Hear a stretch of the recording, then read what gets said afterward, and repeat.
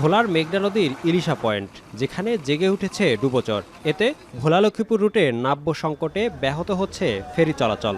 এমনকি ৬টি ফেরির মধ্যে নষ্ট আছে ২টি ফেরি।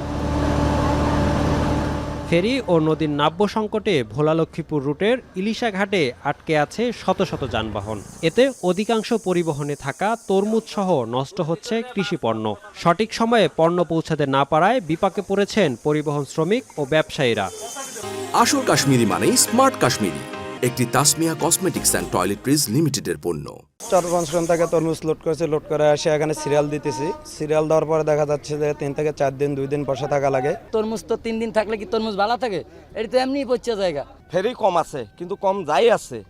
এই ফেরিগুলো দেখা যাচ্ছে টাইম টু টাইম যদি আসতে পারতো তাহলে এই সিরিয়ালগুলো থাকতো না। তরমুজ ফাইটা পানি পড়তেছে, তরমুজ সব নষ্ট হয়ে গেছে। আমাদের এই ঘাটে আরো ফেরির দরকার। ভোলার ইলিশা ফেরিঘাট থেকে মজু চৌধুরীর হাটে নাব্য সংকট ও ডুবোচরে নৌপথের ২২ কিলোমিটারের দূরত্ব বেড়ে দাঁড়িয়েছে ৩৫ কিলোমিটারে। এতে অতিরিক্ত সময় লাগায় কমে যাচ্ছে ট্রিপের সংখ্যা। এছাড়া ভাটার কারণে প্রতিদিন ৮ ঘন্টা ফেরি চলাচল বন্ধ থাকে। তবে ফেরিঘাটের দুর্ভোগ কমাতে যথাযথ ব্যবস্থা নেবে বলে জানিয়েছেন কর্তৃপক্ষ।